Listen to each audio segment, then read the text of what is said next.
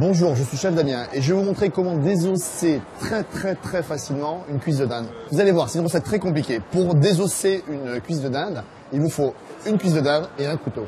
La cuisse, elle est composée de deux parties. Elle est composée d'un haut de cuisse, qu'on appelle le pilon sur la volaille, et le gras de cuisse, qu'on appelle aussi le haut de pilon. Je vais retourner ma cuisse de dinde. Et en fait, il y a deux os. Il y a l'os du pilon et l'os du contre-pilon ou du gras de cuisse. Donc je vais simplement, avec un couteau, suivre le premier os et suivre aussi le deuxième. Alors, ce qui est important de dire, c'est que la cuisse de dinde est très intéressante parce que c'est ce qu'on appelle le rouge de dinde. Donc déjà en couleur, vous voyez, elle est déjà un peu plus colorée que les escalopes de dinde.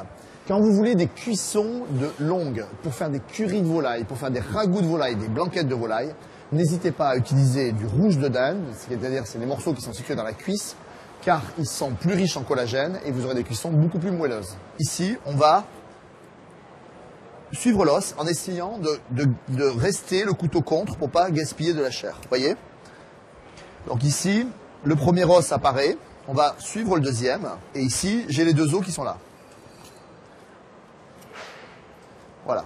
Je vais suivre ici, continuer à dégager. Vous avez vu mon geste, je gratte, je reste le long de l'os pour éviter de gaspiller.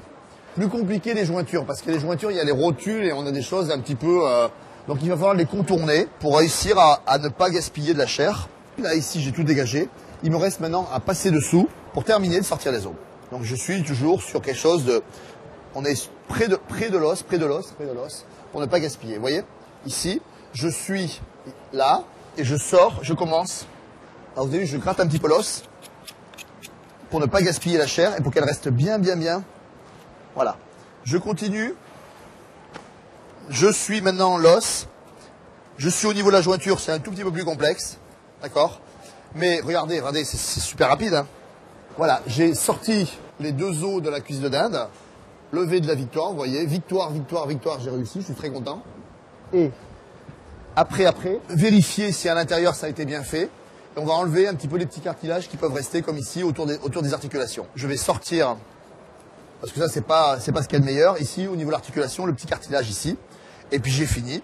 Éventuellement, vous pouvez dégraisser un peu, mais il y a pratiquement pas de gras parce que la volaille, la chair de dinde est une viande très peu grasse et qui va vous apporter la satiété. Ma volaille est terminée de désosser.